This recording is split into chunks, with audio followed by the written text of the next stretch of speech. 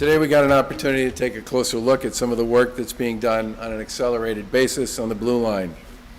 I think, as everybody knows, our administration is currently implementing an $8 billion plan to invest in a faster, safer, and more reliable MBTA, ultimately replacing 400 red and orange line cars, modernizing stations, and upgrading track, signals, and other key infrastructure across the system.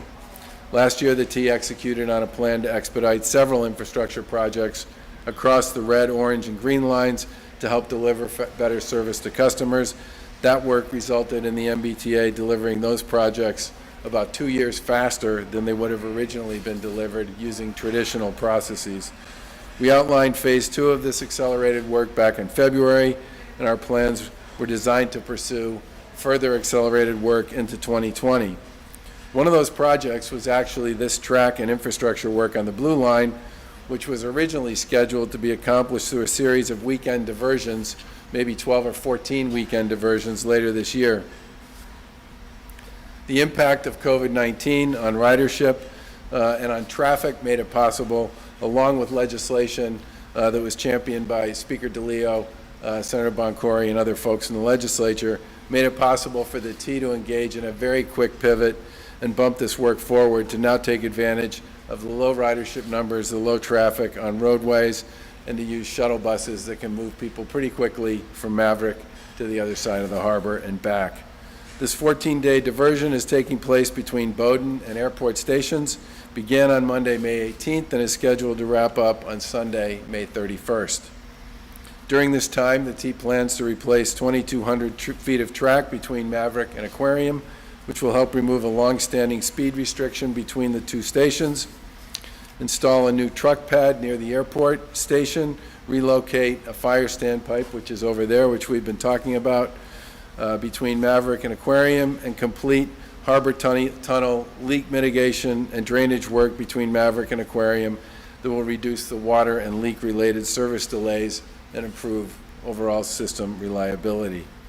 The harbor tunnel, which runs between Aquarium and Maverick, passes under the Boston Harbor and is obviously susceptible to flooding during storm surges.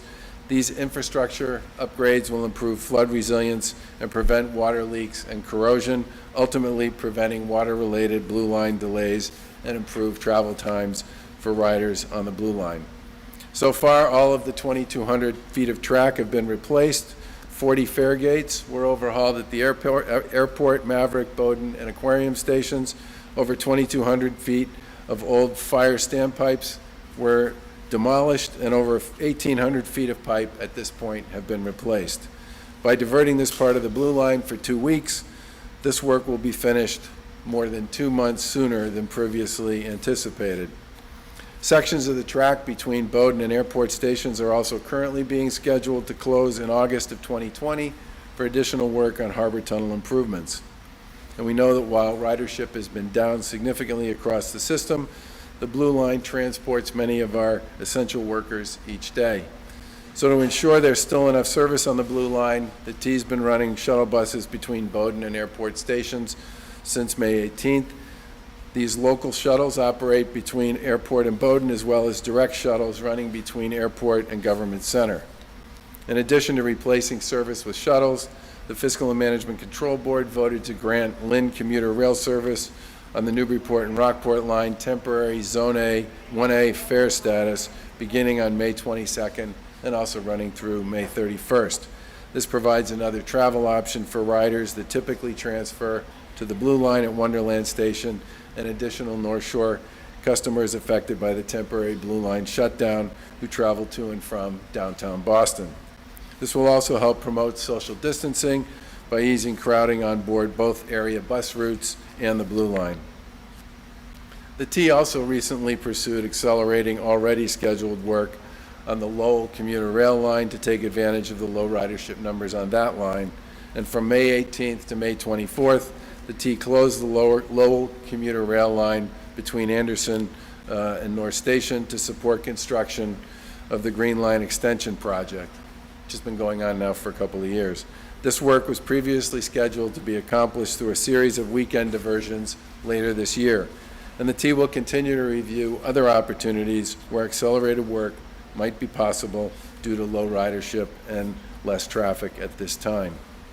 And since the beginning of this pandemic, the T's moved quickly to protect both its employees and its riders with respect to COVID. The T stepped up their cleaning protocols by increasing the cleaning and disinfection of vehicles. All high contact areas at subway stations, handrails, fare gates, and fare vending machines have been cleaned regularly and often. The T's also implemented rear door boarding on buses and street level trolley stops to protect drivers. The T also launched a public messaging campaign in stations as well, reminding riders to ride safe and ride safer and wear a mask or a face covering while using the MBTA. And as we turn to reopening, we know that public transportation will play an important role in making sure people are able to get to where they need to go. 2 weeks ago, we announced a list of over 50 employers representing about 150,000 employees in Greater Boston who've committed to having significant portions of their workforce working remotely for the rest of the spring, and in some cases beyond that. In the executive branch, we've also extended our telework and remote working guidance for employees already working from home until further notice. We know that some employees will need to get to their workplaces for a fixed start time each day, and for others, telework is simply not an option. But for the rest, we're asking employers to continue to consider having employees who can successfully work from home continue to work from home. Buses, ferries, and trains are unique environments. Fighting the virus in these settings is only possible through shared responsibility. Riders and transit officials both have jobs to do. Secretary Pollack and General Manager Pollack will both speak in a few minutes about other efforts that are underway across our transportation agencies to support the fight against COVID-19 and the T's plans for service going forward.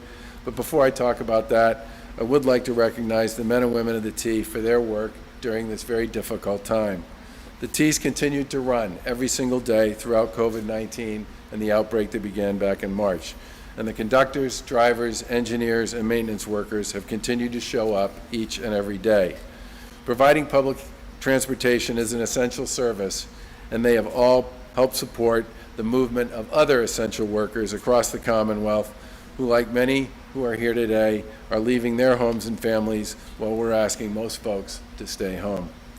We're extremely grateful for everything that our essential transportation workers have done to keep the T running throughout this very difficult time in this pandemic. The one other thing I want to say, and I notice that every time I come to one of these extended stay work sites, is how obvious it should be what a difference it makes when you can buy yourself a significant amount of time on a particular location to pursue a big project.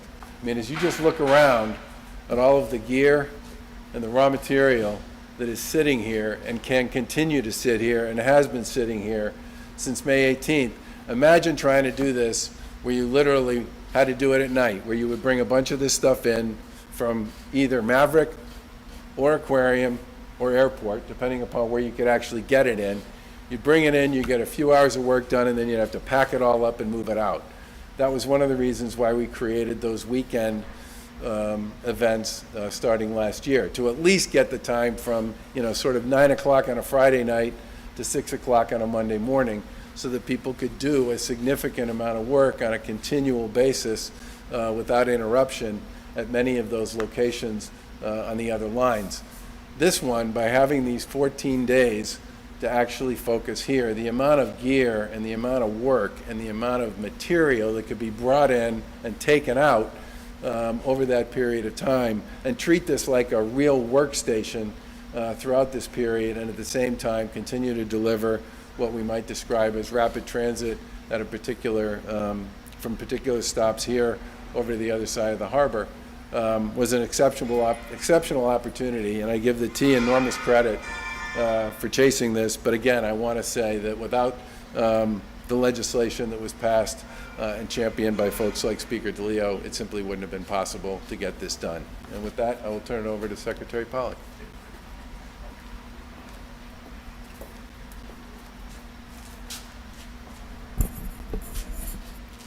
Good day, everyone.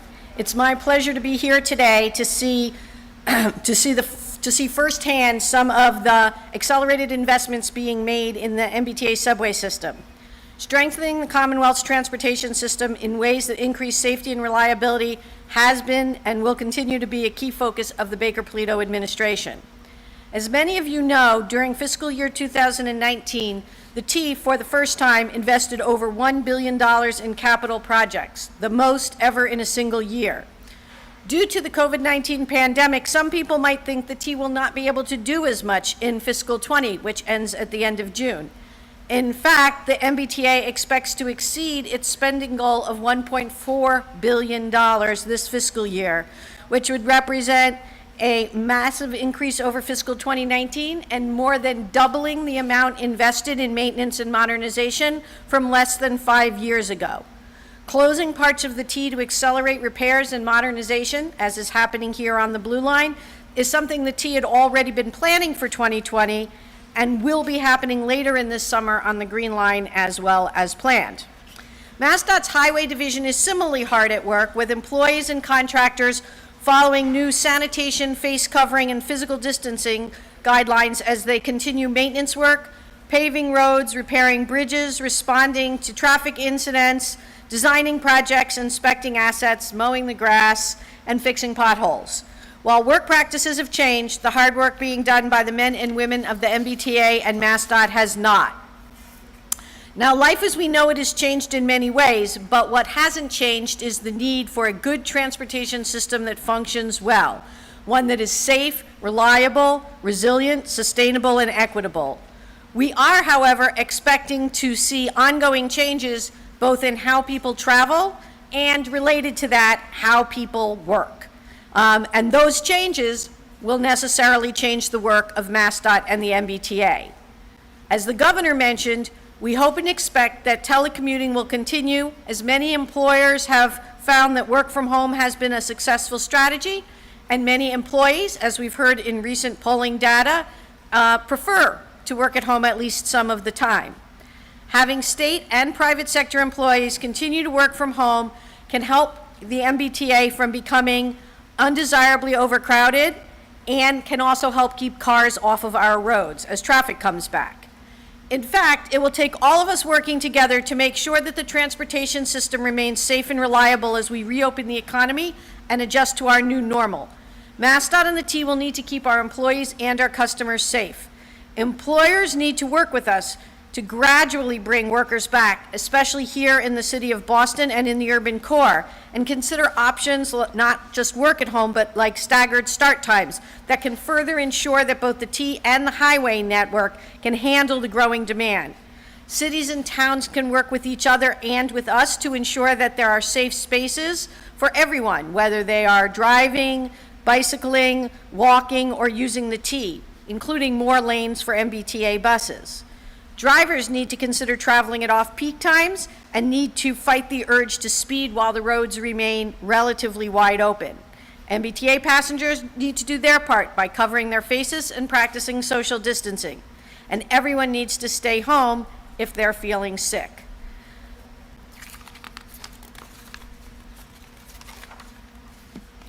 So if we all do our part, it's not just projects like this, but literally hundreds of projects that are going on around the Commonwealth by both MassDOT and the T that can succeed in fixing the transportation system while we have record low levels of transit usage and highway usage. And in closing, I want to note that the work you see today on the Blue Line is a good example of how the MBTA and MassDOT have been collaborating on ways to accelerate maintenance and modernization work and speed MBTA buses on their way. Another example is the bus lanes we've created to shuttle the buses that are replacing the Green Line north of the Charles River while work on the Green Line extension proceeds. This summer we'll be installing equipment on the State Police ramp in South Boston to allow Silver Line buses to enter the tunnel. We're working on a bus on shoulder pilot for later this summer, and we're looking at places on the MassDOT-owned system where we can accommodate HOV or managed lanes or bus lanes. By working together, MassDOT and the T can help deliver enough of a supply of transit to allow riders to have a reliable, socially distanced system. And I'm going to turn the podium over to the General Manager to speak about the things the T will be doing to increase transit service and keep our riders and employees safe. In closing, like the governor, I just want to thank the men and women of the MBTA and of our contractors who are working here today for all the great work that you've been doing and will continue to do, both operating the system every day and fixing it for our future. Thank you.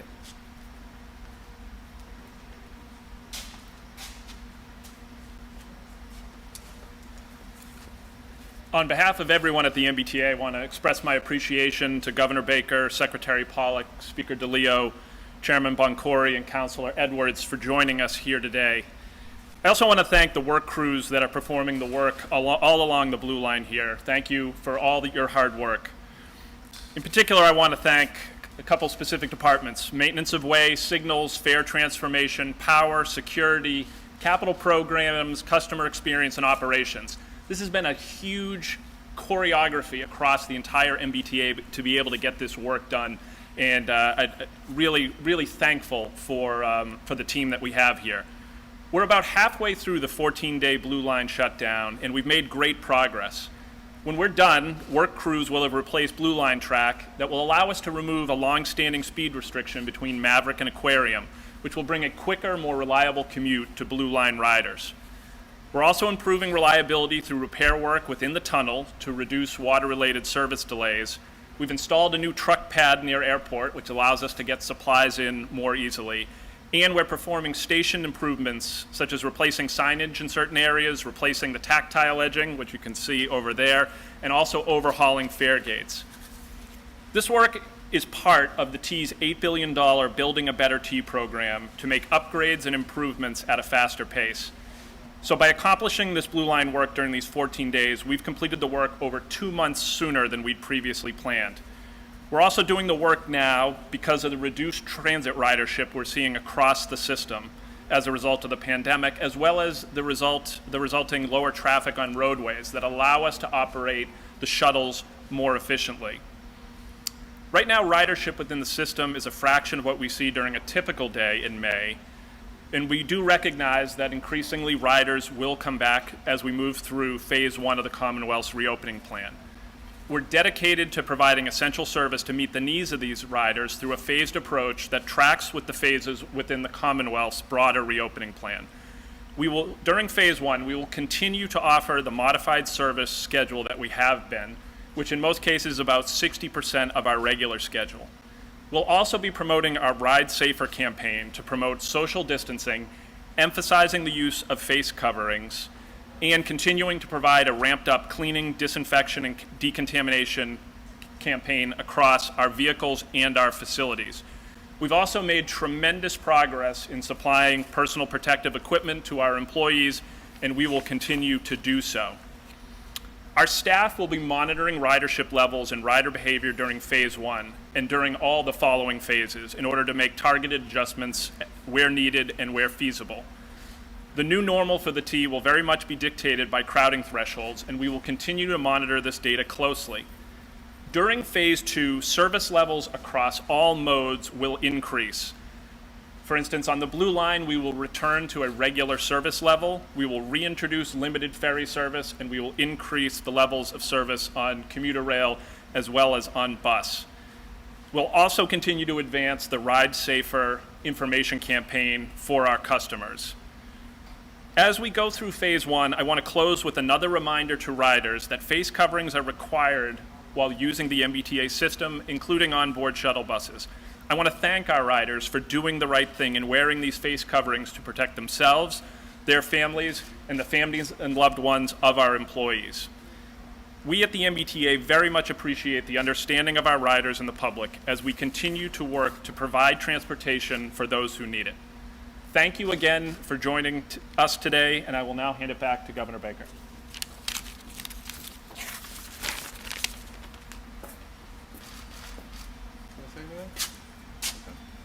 Questions for any of us? Can you explain to people how to ensure social distancing on something like a subway? And if that happens, how that wouldn't cause crowding of the platform? Well, I think the most important thing that'll need to be done here is ensure that people, in some ways, play their part. As both the Secretary and the General Manager said, it's going to be very important for people to recognize and understand that they have a role to play in distancing. And our role is to continue to disinfect and clean the system, particularly the high-touch areas, as often as possible.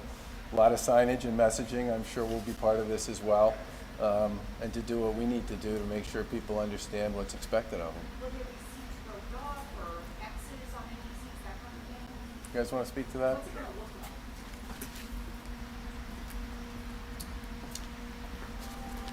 What we introduced last week was the concept of crowding thresholds, which we will be tracking. What we've done is taken a standard that is based on the World Health Organization standard for distance between folks on a vehicle, and we've put in place a crowding threshold where we will track according to that crowding threshold. Our old service delivery policy used to consider a bus with 58 people on it to be crowded. We will now consider a bus with 20 people on it to be crowded. We will track that. We will, to the extent feasible, we will attempt to provide additional service where we can. We're also working to spread out demand. As both the governor and the secretary talked about, we are working with employers to attempt to spread out demand so that we can serve people in a way that will permit social distancing where feasible, and again, also requiring face coverings in situations where it may not be. But is there anyone in real time who's gonna enforce this? I mean, if there is a crowded subway car and a crowded bus, is there anyone who's gonna say, okay, folks, we can't let any more people on, or how does that work? Right now, what we're attempting to do is provide as much supply as possible and spread out the demand. I don't consider it feasible to do that, particularly on the rail system. We are exploring ways that we can communicate with our riders with information about levels of crowding or periods where there are crowding, so folks who do have the opportunity to take a ride at a different time or to use a different mode have the ability to take advantage of that.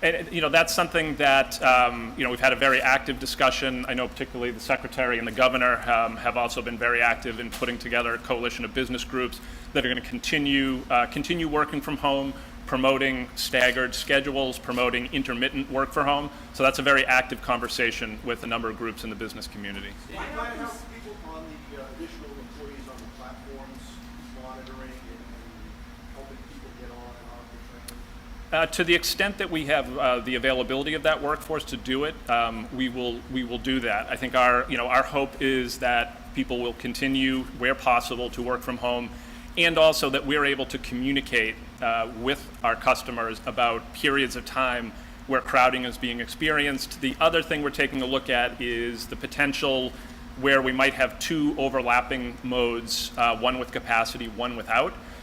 Could we induce folks to shift mode? Part of the second week of this project itself, we are offering folks who want to take the commuter rail in Lynn the opportunity to show their Charlie card and take the Lynn commuter rail. We have plenty of capacity on the Lynn commuter rail.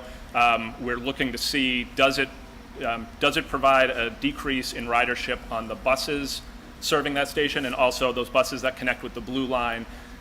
Will it decrease the amount of folks on shuttle buses? How can phase 3 to return to normal weekday service? Why not do it sooner and just provide the maximum amount of space? Right now, we're providing about 60% of our regular schedule, and we're seeing, depending on the mode, anywhere from 3% to 24% of our usual ridership. So I would say in general, we have enough capacity on the system right now. One of the things we track and track very carefully and use the new crowding thresholds to track is places where there is crowding on specific buses and lines. And in many cases, we have been able to provide additional supply to address crowding issues. But if you have the funding to do full service, why not just do it to sort of maximize the amount of capacity? Part of the issue for us has been workforce availability. As of last week, we had almost 400 employees who were out on some type of COVID-19 related leave.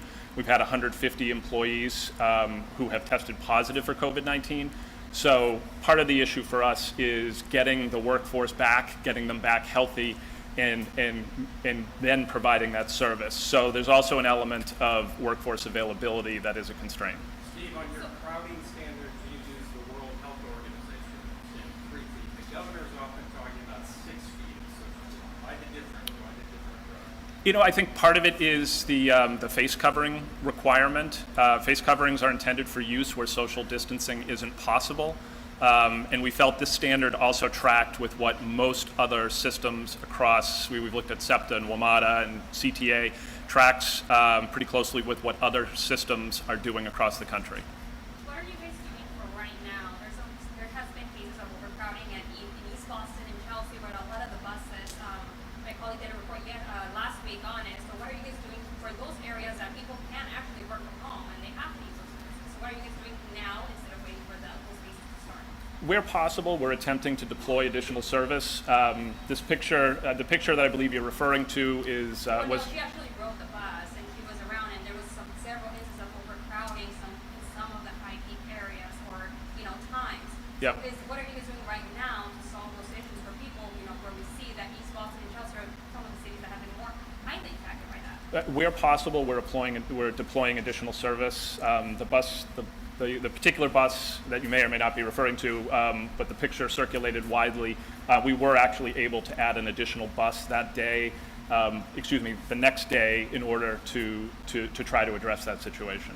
Follow up on that though, when you have that overcrowding situation, how do you enforce 3 feet, 6 feet social distancing, masks, pull people off the bus? Do you limit the amount of people allowed on the bus? How do you do that? You know, I think that is something we're exploring different ways to address that. One of our concerns around sort of that enforcement regime that you talked about is some really important equity issues in terms of how do you determine who gets pulled off a bus or doesn't get pulled off a bus. So I think, we've certainly seen other systems have been challenged to do this as well. So it is something we're looking at. Could we potentially have buses bypass stops when they are full? There's some important operational considerations there, because you may get into a situation where you're bypassing some stops so regularly that the service is not being delivered equitably. So that is part of an ongoing discussion right now. I agree with you. Last question. Governor, I have a question about schools reopening. We heard from Jeff Riley yesterday. Do you think it's safe for schools to reopen in the fall? Is there a safe way to do it for both the teachers and the students? So, first of all, there are schools all over the world that are open, okay? And while I certainly think a lot of those school systems and school districts and countries have done some pretty clever and imaginative things, I certainly believe we have the ability here to do imaginative and creative things that are safe for kids and faculty and administrators as well. I think the goal at this point, Commissioner Riley has a fairly large team that he's put together that represents a lot of points of view to start working through this issue. But I feel terrible, and I know almost everybody does, about how much school our kids lost as a result of this pandemic. And I think we all believe that it's critically important that we do all we can to make sure they don't lose another half year, or God forbid, longer than that. This is an especially important issue, to get back to the issue you raised, Steve, about equity. And I said this when we talked about this during the original decision to make the decision to close schools for the rest of the year. There are a lot of kids for whom school is a really important part of their life for reasons that go way beyond academics. And I think we really need to work hard to make sure we come up with a workable plan. Yeah. So we've had numerous conversations with the childcare community, with the folks at EEC, and with the folks at DPH and the command center over what a reimagined childcare system would look like, and I expect that we'll have a lot more to say on that soon, because we agree it's got to be part of the game. Yeah.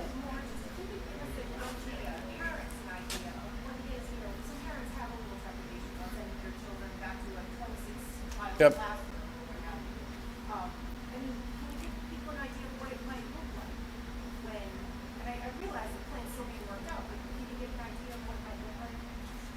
plan is still being worked out, and when we have a little more sort of meat on the bones, we'll have. I mean, look, this isn't the sort of thing that anybody thinks you can present to people on August 20th and think that's going to be particularly helpful. People know that this is something people need to see and start thinking about and have a chance to kick the tires on sooner rather than later. Yeah. Bennett Walsh yesterday produced communications that seemed to indicate he made your administration aware of the circumstances at the soldier's home about, I think, 8 days earlier than the response to it. Were you aware of that? And if not, why didn't it filter up through your administration to you sooner? Well, I've said for a while now,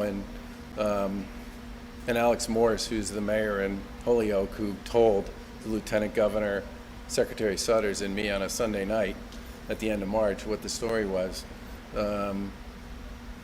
But I've said for quite a while that I want to wait and see the results of Mark Pearlstein's investigation. We hired him 2 days after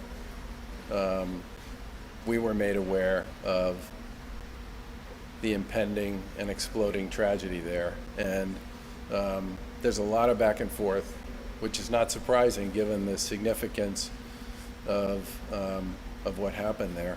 But I'm waiting for Mark's report. Governor, Thanks, as everybody. things are reopening, people are afraid. People are afraid for the kids to go back to school in September. They're afraid to get on the MBTA because they have to go to work. They're afraid to send their kids to daycare.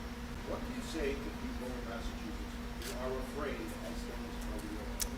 We've been basing all of our decisions on guidance and advice that we're getting from our own public health folks, the very strong, world-class medical community we have here in Massachusetts, the information that's come from other countries with respect to how they've been handling some of these issues. They're ahead of us in many cases because they dealt with this virus before we did.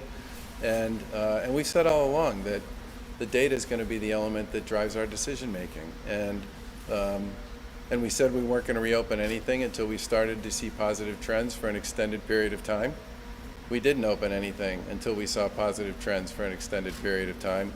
And we're going to continue to follow those trends. And the phased approach that we took to making decisions about how to reopen were based on the guidance and the advice that we got from a lot of the very smart people that work in our administration and the smart people who live in Massachusetts and elsewhere. And I thought at the time that, and I said this, that we would be accused of going too fast by some and too slow by others. And honestly, that's exactly where we seem to have landed.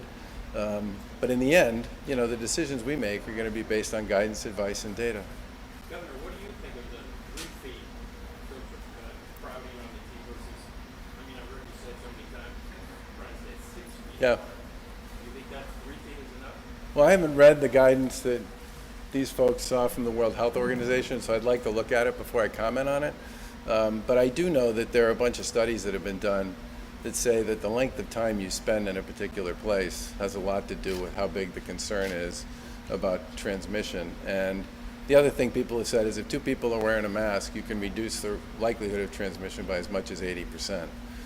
I'm guessing those 2 things factor into some of that, but I would like to read the WHO stuff before I comment specifically on it. Thanks. Everybody. Is there any plan to redeploy the National Guard to any of the cities? Is there any plan to redeploy the National Guard to any of the cities to help in capacity? They're still deployed. In Chelsea, East Boston, is there any plan? It's in Chelsea, right?